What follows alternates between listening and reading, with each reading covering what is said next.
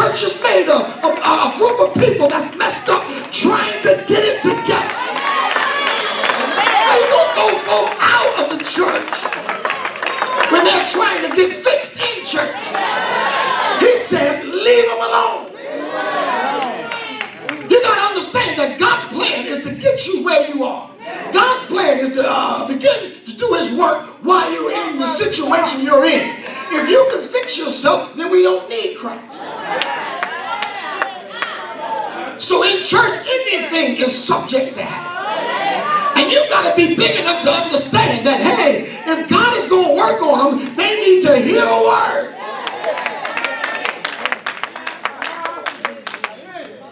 Now listen, he says that we planted, and listen, they had to wait until the harvest. Now one of the things about increase, it don't always happen overnight. Sometimes it's a grueling process. That, you know, and sometimes you don't even recognize how far you grew until you go through some stuff.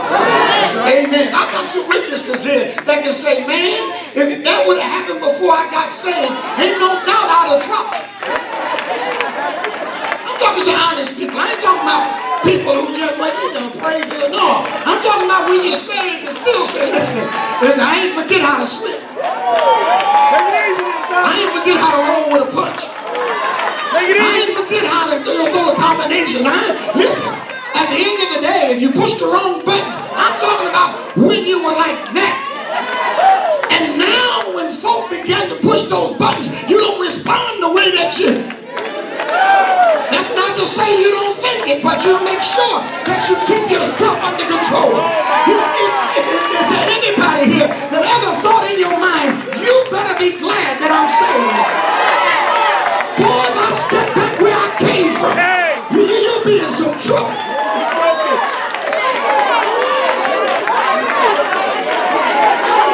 I hope I don't embarrass Frank. I don't think Frank is in. Let me tell you something. At the end of the day, we ought to be thankful that he's not walking on the street the way he was before he became a deacon. Man, he still got some of the residue. God's still working on him. But at the end of the day, we drive into New York. And when the guy cut him off, Frank was already out the car with his knife out ready. And we were saying, wait a minute, Frank, you saved now. Look, man, that man cut my family off. And so what happens is, you know, it's not that God God forgot about it. He's working on us. And while he's working on you, he says, stay in the church. Bring your bad habits. Bring all your mess. And you stay here. And those of you who got delivered, shut up.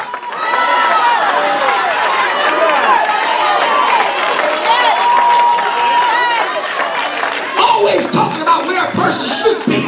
Listen, let me tell you something. People are a million miles from where they came from. You got to give them a chance to get where you are.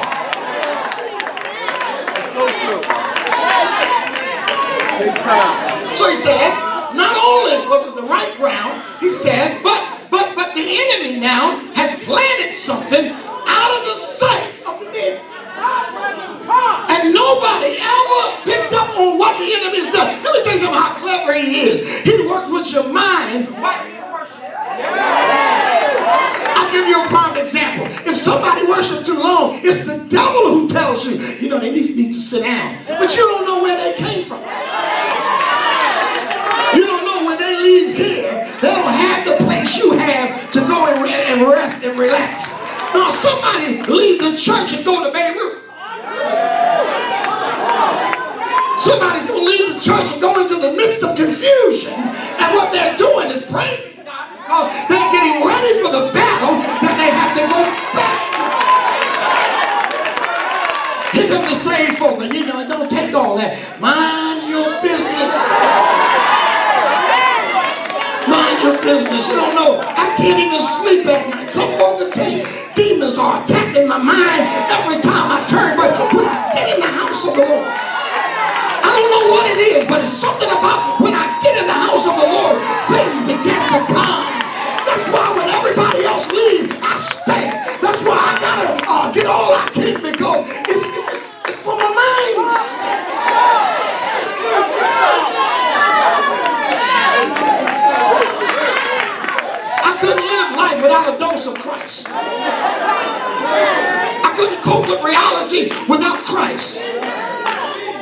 So the text says that as they went and slept, the enemy did so. And it's just like the enemy. Here it is in heaven.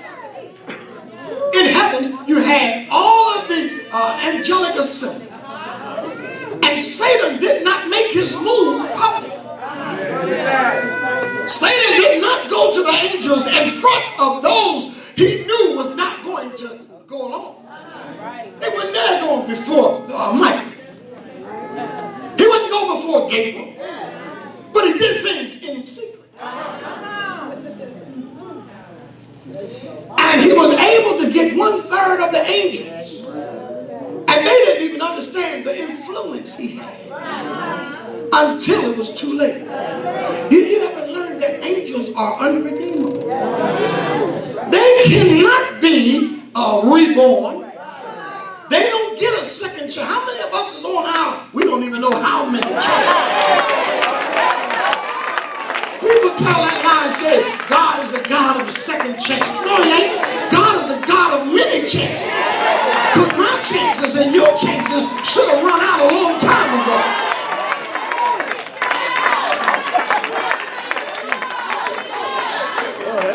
I need you to understand something. So he gets them under this influence. And one thing about influence, it doesn't have to change your outside. When you are influenced by something, it oftentimes changes you on the inside and then shows after the process on the outside. So when they planted the seed, amen, nothing ever changed until the harvest.